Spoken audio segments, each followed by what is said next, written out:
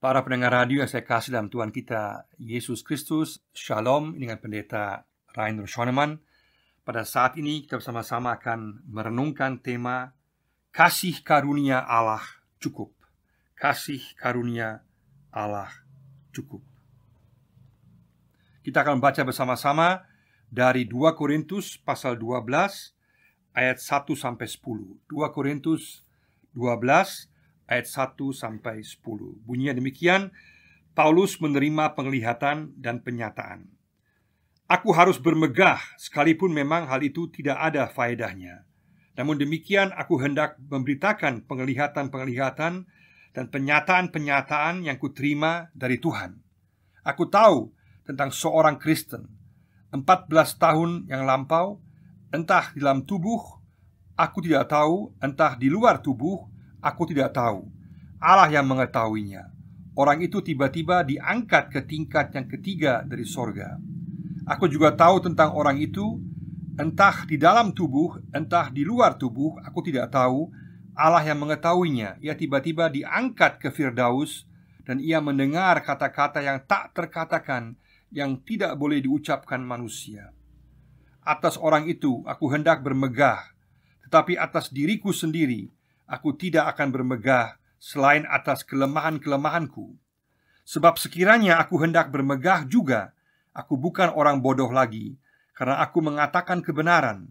Tetapi aku menahan diriku, supaya jangan ada orang yang menghitungkan kepadaku lebih daripada yang mereka lihat padaku, atau yang mereka dengar daripadaku. Dan supaya aku jangan meninggikan diri karena penyataan-penyataan yang luar biasa itu, maka aku diberi suatu duri di dalam dagingku, yaitu seorang utusan iblis, untuk mengocoh aku, supaya aku jangan meninggikan diri. Tentang hal itu, aku sudah 3 kali berseru kepada Tuhan, supaya utusan iblis itu mundur daripadaku.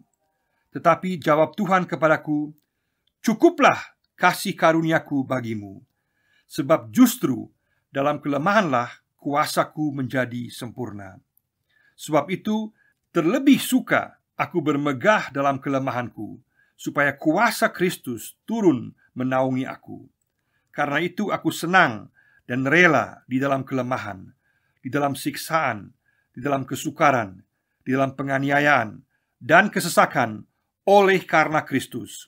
Sebab jika aku lemah, maka aku kuat." Surat Paulus kepada Korintus yang kedua ini merupakan surat Paulus yang paling pribadi, di mana dia menggambarkan tentang perjuangan yang dia alami dalam segala jenis pelayanannya, dan juga berbagai jenis tantangan yang dia alami, baik tantangan dari luar dengan penganiayaan yang dia alami, juga dia di penjara, dia juga disesah, dia juga kemudian mengalami berbagai jenis penolakan dan juga hukuman, dan kemudian juga tantangan dari dalam, di mana dia mendapatkan tantangan-tantangan dari orang-orang yang baru menjadi percaya, yang kemudian juga menentang dia, menentang pengajaran Injil, sehingga dia mencurahkan isi hatinya dalam surat Korintus yang kedua. Maka surat ini sungguh-sungguh perlu kita baca ulang-ulang, karena di sini kita dapat melihat isi hati Paulus yang sesungguhnya. Di tengah-tengah segala penderitaannya, segala pelayanannya, tetap dia berfokus mengarahkan diri kepada Tuhan dan memperoleh kekuatan daripada Tuhan secara luar biasa, dengan motivasi yang murni, dengan cinta kasih yang sungguh-sungguh, dan dengan dedikasi dan dengan kesetiaan terhadap isi Injil secara luar biasa. Dan dalam surat Korintus yang kedua ini juga, Paulus sedang menghadapi jemaat di Korintus yang tengah mengalami perkembangan yang luar biasa. Jemaat Korintus, jemaat yang diberkati dengan banyak jenis karunia yang luar biasa, mujizat, dan juga pengetahuan yang luar biasa, orang-orang pintar, orang-orang yang dikuasai oleh Roh Kudus.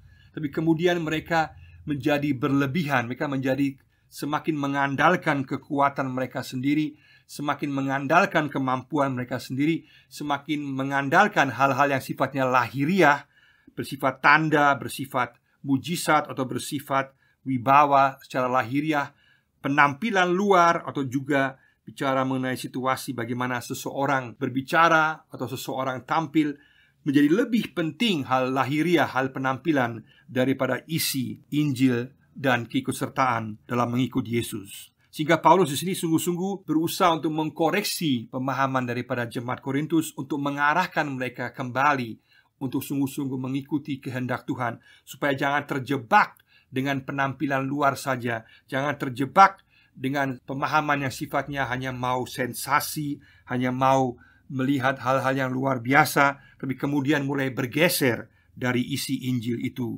sendiri. Paulus sendiri juga ditentang oleh jemaat di Korintus karena juga Paulus penampilannya biasa saja. Rupanya penampilannya, cara ngomongnya juga biasa saja, sehingga tidak begitu mengesankan bagi orang di Korintus. Apolos misalnya jauh lebih menarik bagi mereka, sehingga orang-orang di Korintus bertanya kepada Paulus, "Apakah karunia yang kamu miliki? Apakah bukti bahwa kamu sungguh-sungguh adalah rasul Tuhan?"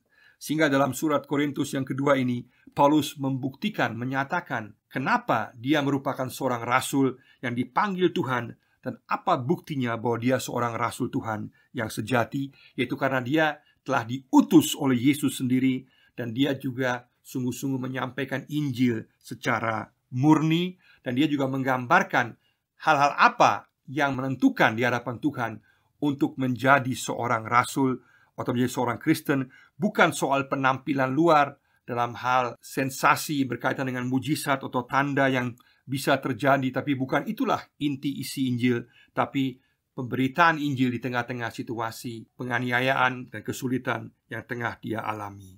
Dalam pasal 11 sebelumnya, Paulus berbicara mengenai berbagai jenis penganiayaan yang telah dia alami.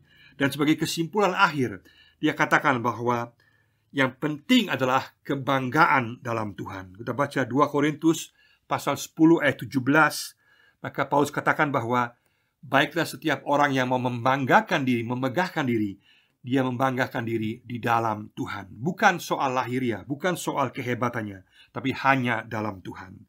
Dan dia juga menjelaskan di sini bahwa yang paling menentukan ciri khas seorang Kristen dan juga ciri khas seorang pelayan Tuhan adalah sungguh-sungguh bergantung kepada kasih karunia Allah yang cukup untuk segala sesuatu.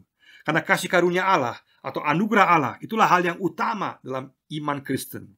Melalui kasih karunia Allah kita diselamatkan, kita diberikan kemampuan kehidupan, diberikan hikmat, dan juga kepastian kehidupan kekal.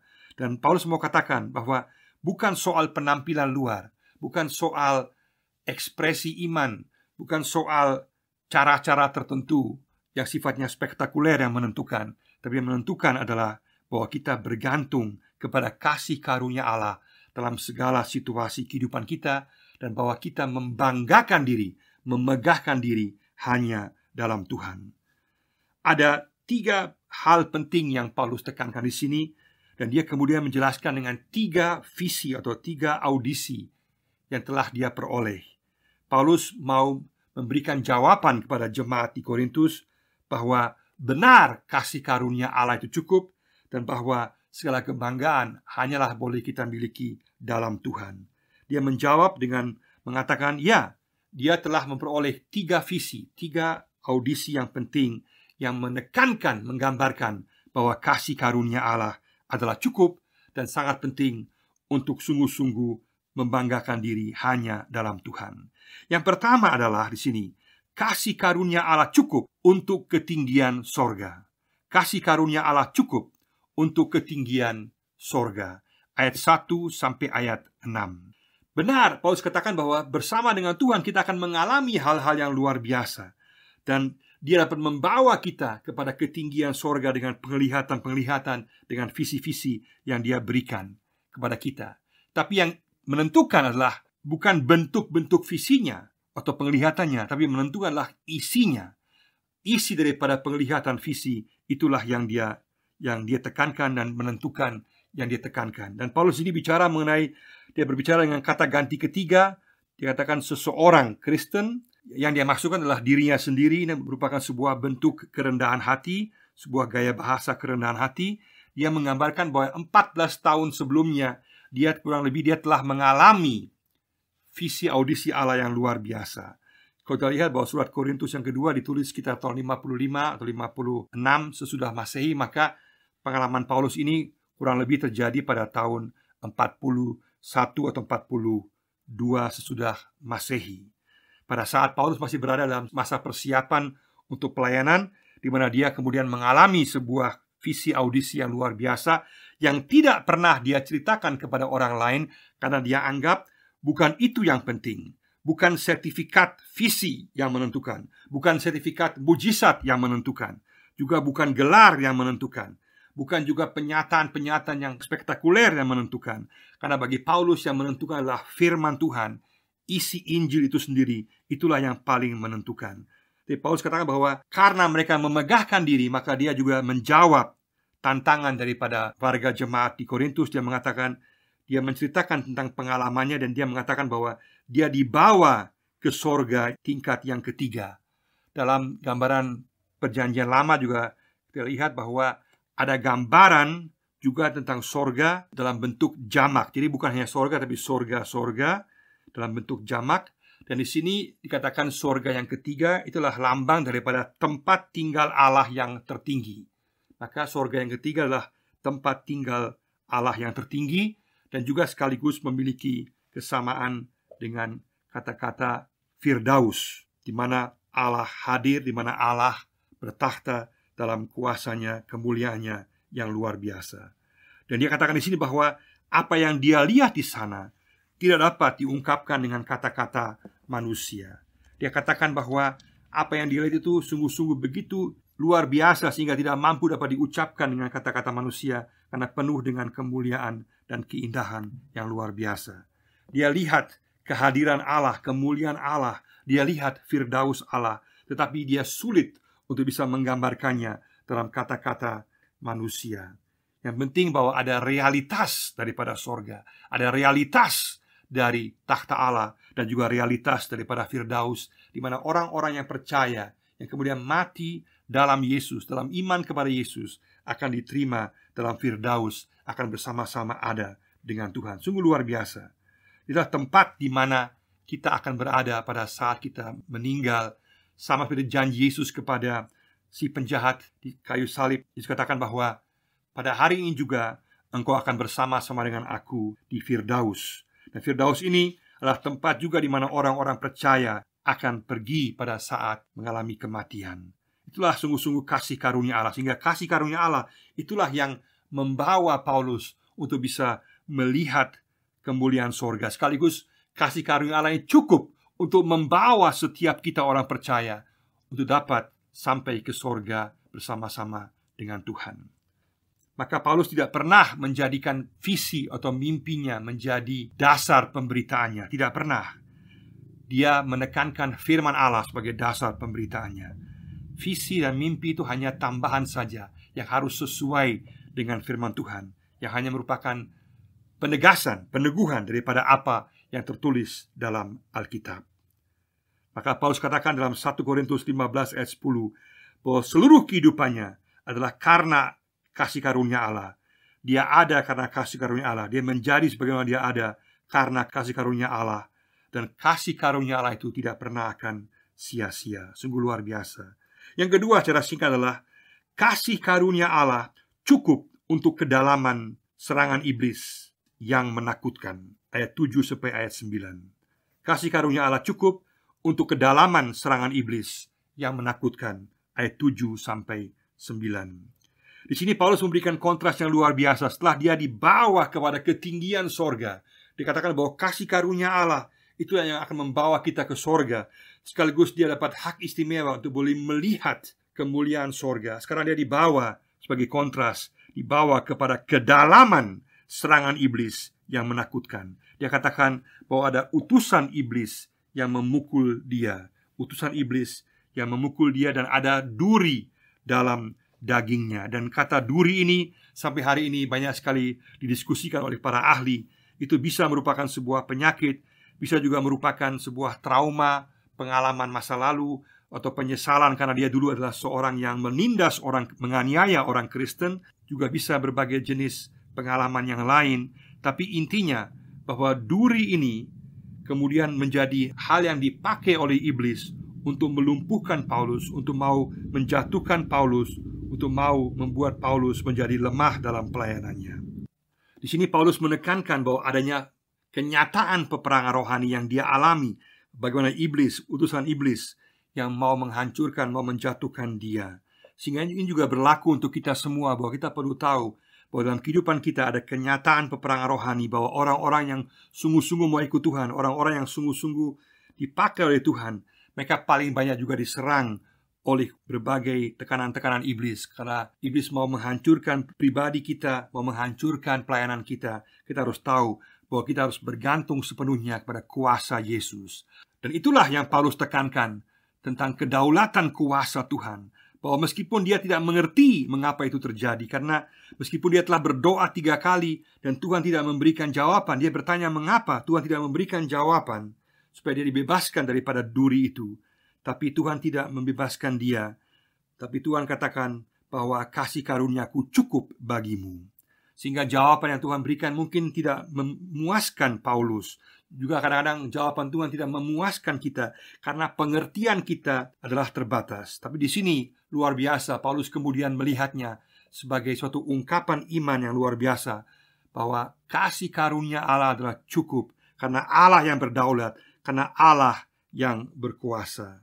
Sehingga di sini ada paradoks. Di satu sisi kita akan mengalami, sama dengan Paulus juga mengalami, kedalaman serangan-serangan iblis yang menjatuhkan kita. Sekaligus kita mengalami pertolongan, kuasa kedaulatan Yesus yang menolong kita, sehingga kita mampu menghadapi serangan-serangan iblis.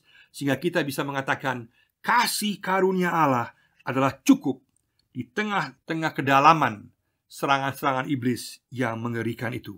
Sehingga Paulus di sini sungguh-sungguh meyakini akan kuasa kedaulatan Tuhan. Kita pun juga dipanggil untuk, meskipun kita tidak mengerti berbagai hal yang terjadi, karena pemahaman kita terbatas, karena pengertian kita terbatas, kita boleh yakin bahwa kasih karunia Allah itu cukup bagi kita, bahwa kuasanya ada pada kita, dan bahwa Dia akan menopang dan tidak akan meninggalkan kita, bahwa kita sungguh-sungguh dinaungi oleh kasih karunia Allah.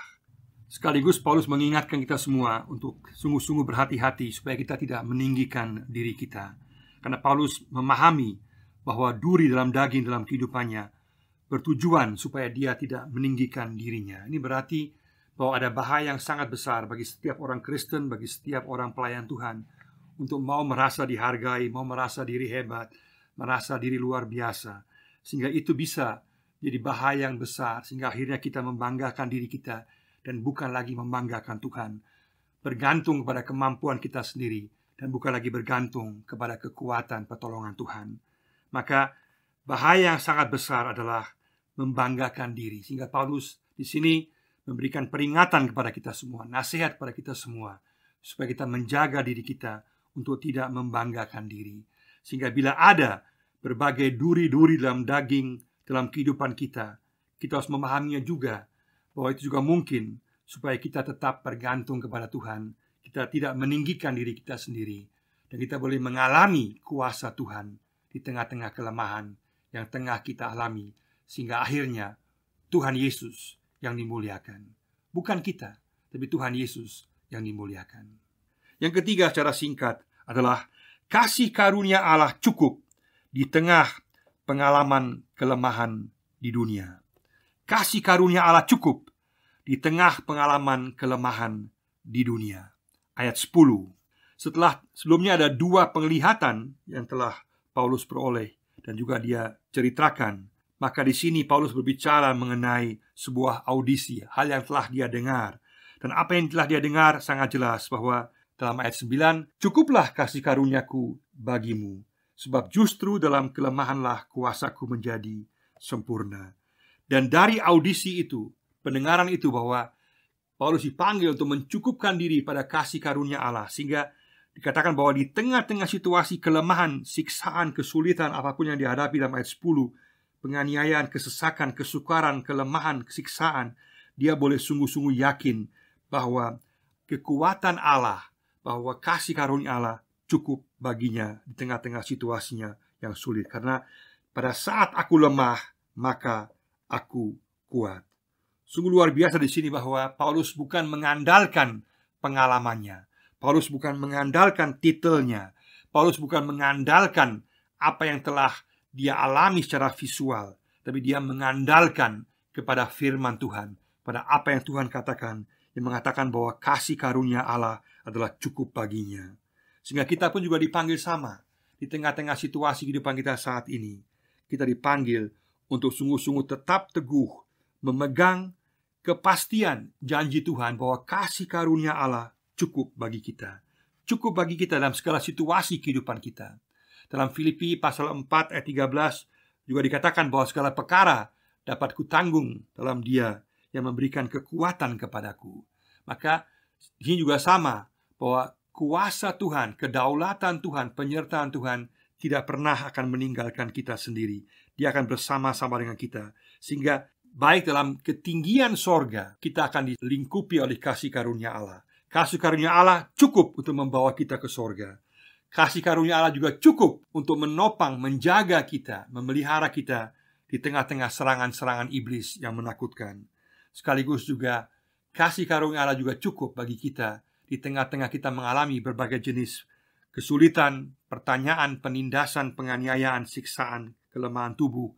Apapun yang kita alami, kita boleh tahu, kita boleh bergantung kepada kasih karunia Allah. Berarti juga bahwa pada saat kita berada dalam Kristus, itu yang paling penting, berada dalam Kristus, maka kita memiliki kasih karunia Allah. Baik untuk kehidupan saat ini, baik di tengah-tengah tantangan iblis, maupun juga kepastian kehidupan kekal bahwa kita akan mencapai ketinggian sorga Firdaus yang tinggal bersama-sama dengan Tuhan selama-lamanya. Mari sama-sama kita bersyukur, mengatakan, kasih karuniamu Tuhan cukup bagiku. Aku bersyukur bahwa aku diselamatkan karena anugerah. Aku punya anugerah kasih karunia untuk hikmat di tengah-tengah kehidupan dunia ini, untuk kehidupan tengah-tengah dunia ini, kekuatan tengah-tengah dunia ini, pengharapan. Kita juga memiliki kepastian kehidupan kekal oleh karena kasih karunia Allah yang cukup, sehingga kita mampu menghadapi serangan-serangan iblis dan juga mampu menghadapi berbagai tantangan di tengah-tengah dunia ini yang tengah kita alami. Katakan di hadapan Tuhan, kasih karuniamu Tuhan cukup bagiku. Aku mau mengandalkan kasih karuniamu. Apapun situasiku, aku mau mengandalkan kekuatanmu Tuhan. Tuhan, tolonglah saya tengah-tengah kehidupan pribadi saya, keluarga saya, pekerjaan saya, tengah-tengah tantangan pelayanan saya. Apapun yang tengah saya hadapi, saya mau katakan, Tuhan, kasih karuniamu cukup bagiku. Sertailah aku kekal selama-lamanya. Karena aku tahu firman-Mu ya dan amin. Engkau tidak pernah akan menggagalkan firman-Mu. Firman-Mu tetap kekal selama-lamanya. Sehingga kita boleh meyakini bahwa kasih karunia Allah cukup bagi setiap kita yang percaya kepadanya, kepada Yesus Kristus, yang berada dalam Kristus. Bahwa untuk ketinggian sorga, kasih karunia Allah cukup. Untuk melawan serangan-serangan iblis dalam kedalaman neraka sekalipun, kita boleh berlindung dan dikuasai oleh kuasa Yesus. Dan tengah-tengah segala persoalan, pergumulan, kelemahan tubuh, kesiksaan, penyiksaan, kesulitan tengah-tengah dunia saat ini, kita ditopang oleh kasih karunia Allah yang cukup bagi kita. Kiranya Tuhan memberkati kita, sehingga kita selalu boleh mengatakan, benar Tuhan, kasih karuniamu cukup bagiku. Amin.